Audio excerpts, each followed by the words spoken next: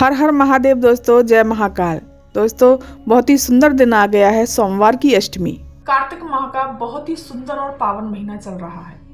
इस महीने में अगर आप कोई भी उपाय करते हैं तो निश्चित ही आपको फल की प्राप्ति अवश्य होगी। पूज्य गुरुदेव की कथा सुन करके और समझ करके मैं आपके लिए बहुत ही सुंदर और अच्छा उपाय लेकर के आई हूँ, जो कि आपको सबसे पहले क्या करना है।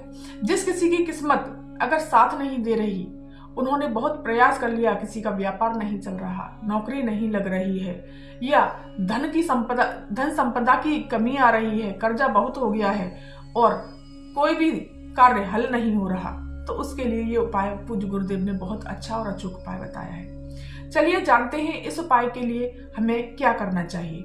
और दोस्तों, एक बात और, ये कार्तिक माह की अष्टमी का उपाय है, जो कि बहुत ही सुंदर और पावन और पवित्र उपाय बताया है पूज्य गुरुदेव ने। इस महीने में बहुत ही अचूक उपाय है।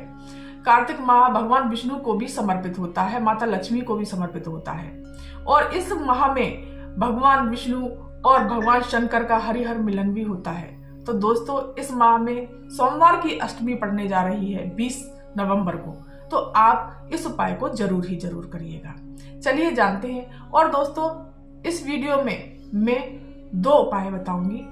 दोस्तों, आगे बढ़ने से पहले अगर चैनल पर आप नए आए हैं, मेरी आवाज पहली बार सुन रहे हैं, तो चैनल को सब्सक्राइब कर लीजिए और वीडियो को लाइक कर दीजिए। कमेंट में दोस्तों श्री शिवाय नमस्तुभ्यम अवश्य लिखिएगा। चलिए जानते हैं। सबसे पहले आपको क्या करना है, एक तांबे का कलश लेना है, लोटा ले लेना है, पात्र, उसमें जल भर लेना है अपने घर से। पूज्य गुरुदेव हमेशा ये कहते हैं कि जल को हमेशा अपने परिंदे में से या बाल्टी में से या आपके यहाँ आरओ लगा हो उसमें से भरना चाहिए, क्योंकि जो भी हमारे यहाँ पितृ दोष होता है वो खत्म हो जाता है, साथ ही साथ वास्तु दोष होता है वो भी खत्म हो जाता है। इसमें एक गंगा जल, थोड़ा सा इसमें गंगा जल डाल लेना है हमें इस तरह से, और थोड़ा सा मीठा भी डाल लेना है।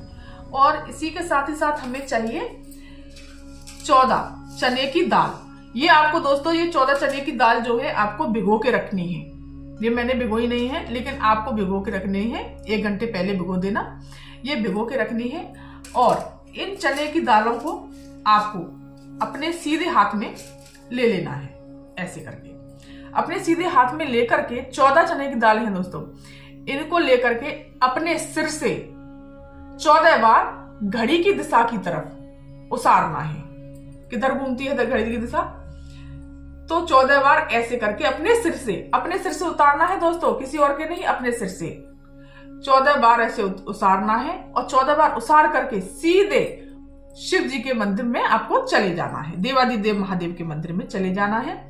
आप उसके साथ आप दीपक भी ले जा सकते हैं, चंदन भी ले जा सकते हैं, चावल, जो भी ले जाना चाहें वो ले जा सकते हैं। और ये ले जा करके आपको सबसे पहले क्या करना है, जो जल लेकर के गए हैं शिवलिंग के पास खड़े हो जाना है, उत्तर दिशा की तरफ मुख करके। पूज्य गुरुदेव कहते हैं उत्तर दिशा की तरफ मुख करके खड़े होने से महादेव आपकी मनोकामना जल्द से जल्द पूरी करते हैं। तो आपको सबसे पहले यहाँ खड़े होकर के गणेश जी पर जल समर्पित करना है इस तरह से, फिर कार्तिकेय जी पर, फिर माता अशोक सुंदरी माता पर, फिर माता रानी के हस्त कमल पर जो कि कटी भाग है, फिर श्री शिवाय नमस्तुभ्यम मंत्र का जाप करते हुए शिवलिंग पर जल समर्पित कर देना है। और जल समर्पित करने के बाद में आपको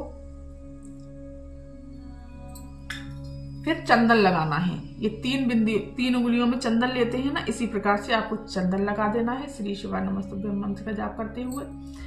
इनके ऊपर थोड़े से चावल समर्पित कर देने हैं, और मीठा लेके गए हो वो मीठा भी आपको समर्पित कर देना है। दीपक को प्रज्वलित कर लेना है इस प्रकार से। दीपक प्रज्वलित करने के पश्चात आपको क्या करना है, जो 14 अपने ऊपर से जो चने की दाल सारी थी उसको ले जा करके आपको महादेव की शिवलिंग पर समर्पित कर देना है। श्री शिवाय नमस्तुभ्यम मंत्र का जाप करते हुए अपनी विशेष मनोकामना हो, जो काम अटक रहा है काफी समय से, तो आपका भाग्य साथ नहीं दे रहा, इस प्रकार से आपको शिवलिंग पर ये 14 की 14 चने की दाल आपको समर्पित कर देनी है। यकीन मानिए दोस्तों, आपका काम बनता चला जाएगा। भोलेनाथ आपकी कृपा, आप पर कृपा हमेशा बरसाएंगे और आपकी मनोकामना शीघ्र से शीघ्र पूरी होगी। कार्तिक माह की अष्टमी बहुत ही खास और दुर्लभ होने वाली है दोस्तों। इस उपाय को आप जरूर ही करिएगा और थोड़ी देर वहां पर बैठ करके श्री शिवाय नमस्तुभ्यम मंत्र का जाप करते हुए अपना नाम और गोत्र बोल करके और भोलेनाथ को प्रणाम करके और उनकी आरती पुनः करके और हाथ जोड़ करके और उनसे प्रार्थना करके आपको सीधे अपने घर की तरफ चले आना है। तो आपको सबसे पहले क्या करना है, आप एक तांबे का कलश ले लें, एक लोटा ले लें, उसमें जल भर लें अपने घर से। पूज्य गुरुदेव हमेशा कहते हैं कि जल को हमेशा अपने घर से ही भरना चाहिए। इससे हमारे घर का वास्तु दोष खत्म होता है और पितृदोष भी समाप्त होता है। और साथ ही साथ आपको 31 मूंग के दाने ले लेने हैं और 31 ही चावल के दाने ले लेने हैं। थोड़ा घी ले लो, मीठा ले लो भोग लगाने के लिए प्रभु को, भोलेनाथ को, और चंदन ले लीजिए। और साथ ही साथ दोस्तों ये पीला चंदन लेना है थोड़ा सा।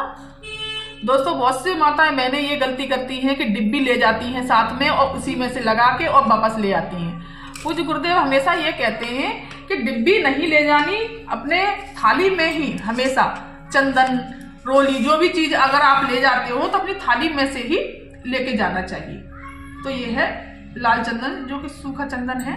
इसको हम गीला कर लेंगे। अगर इस तरह से आपको लेके जाना है, थाली में ही लगा कर ले जाना चाहिए दोस्तों हमेशा, क्योंकि ये चीजें अगर हम उसी में से लगाते तो ये चीजें झूठी हो जाती हैं। इस तरह से आपको लेके जाना है, पहुंच जाना है मेरे देवादिदेव महादेव के शिव मंदिर पहुंच करके आपको सबसे पहला काम क्या करना है, जो 31 चावल के दाने लेकर के गए हो उनको अपने हाथ में ले लेना है इस तरह से। लेकिन चावल के दाने खंडित नहीं होने चाहिए। भगवान भोलेनाथ को हर चीज पूर्ण पसंद है, खंडित चीज नहीं पसंद, अपूर्ण उनको नहीं पसंद। तो आपको चावल के दाने 31, जहां दहलीज पड़ती है, जहां मंदिर का गेट पड़ता है, उस दहलीज पर आप कहीं भी साइड में चावल के दाने रख दीजिए। मैं तो यहाँ पर रख दे रही हूँ क्योंकि चावल, देखो मैं पूजा का वो बता रही हूँ तो मैं वो वहां नहीं रख सकती जमीन पर, यहाँ पर दहलीज पर रख लीजिए। नंदी देव को इधर रखते थे, यहाँ दहलीज पर चावल के दाने कहीं भी रख दीजिए साइड में, जिसके पैर ना पड़े। और फिर आपको 31 ले लेने हैं मूंग के दाने 31 लेने के बाद में आपको हाथ पर लेने हैं। और चावल के दाने दोस्तों रखते समय आपको अपनी मनोकामना जो काफी समय से आपकी पूरी नहीं हो रही है उसको बोल दीजिए। और फिर 31 दाने लेकर के जो नंदी महाराज का जो उठा हुआ पैर है, ये वाला देखिए दोस्तों, बहुत सी माता बहनें नहीं समझ पाती है, गलती कर जाती है। ये वाला उठा हुआ पैर है नंदी महाराज का, ये दबा हुआ पैर है, इसमें नहीं, इस वाले पैर पर अपनी मनोकामना बोलते हुए यहाँ पर समर्पित कर देना है इस तरह से। फिर आ जाना है, मंदिर में प्रवेश करना है। बहुत सी शिवलिंग में नंदी महाराज यहीं पर बैठे होते हैं, आपको वहां पर प्रवेश करना है। प्रवेश करने के पश्चात शिव जी पर जल चढ़ाना है। श्री शिवाय नमस्तुभ्यम का जाप करते हुए जल चढ़ा दीजिए। गणेश जी पर जल चढ़ा दीजिए, कार्तिकेय जी पर, अशोक सुंदरी माता पर। फिर जो 31 बेलपत्र लेकर के गए हो, इस पर, इन पत्तियों पर दोस्तों पीला चंदन लगा लेना है आपको। पूज्य गुरुदेव ने बताया है इस तरह से। और जो बीच वाली पत्ती है इस पर लाल चंदन लगाना है इस तरह से। और ये होता है माता अशोक सुंदरी का स्थान, जो उठा हुआ भाग होता है ना बीच वाला, ये माता अशोक सुंदरी का स्थान होता है। ये होता है गणेश जी का स्थान, ये होता है कार्तिकेय जी का स्थान। और ये जो कट्टी भाग होती है ना, ये होता है माता रानी का हस्तकमल। तो यहाँ पर आपको ये बेलपत्र इस तरह से पकड़ के समर्पित करना है। डंडी का मुख रखना है जलाधारी की तरफ, नीचे की तरफ, और पत्ती का मुख रखना है शिवलिंग की तरफ। तो इस तरह से और अपनी मनोकामना बोलते जाना है। और इस तरह से आपको 31 बेलपत्र, याद होगा दोस्तों, आपको 31 बेलपत्र इस तरह से समर्पित करने हैं। श्री शिवाय नमस्तुभ्यम, श्री शिवाय नमस्तुभ्यम, श्री शिवाय नमस्तुभ्यम, श्री शिवाय। इस तरह से आपको सारे के सारे 31 बेलपत्र आपको यहाँ समर्पित, अपनी मनोकामना बोलनी है। और इसके पश्चात आपको पीला चंदन लगा दीजिए, लाल चंदन लगा दीजिए भोलेनाथ पर, शिवलिंग पर 3 उंगलियों से इस तरह से श्री शिवाय नमस्तुभ्यम मंत्र का जाप करते हुए इस तरह से आपको चंदन लगा देना है। मीठे का भोग लगा देना है, जैसे भी आप करते हैं इस तरह से। और फिर आपको जल समर्पित करना है। श्री शिवाय नमस्तुभ्यम, श्री शिवाय नमस्तुभ्यम, श्री शिवाय नमस्तुभ्यम, श्री शिवाय नमस्तुभ्यम, श्री शिवाय नमस्तुभ्यम, श्री शिवाय। और फिर नंदी के चरण पर भी आपको जल समर्पित करना है। जहां आपने।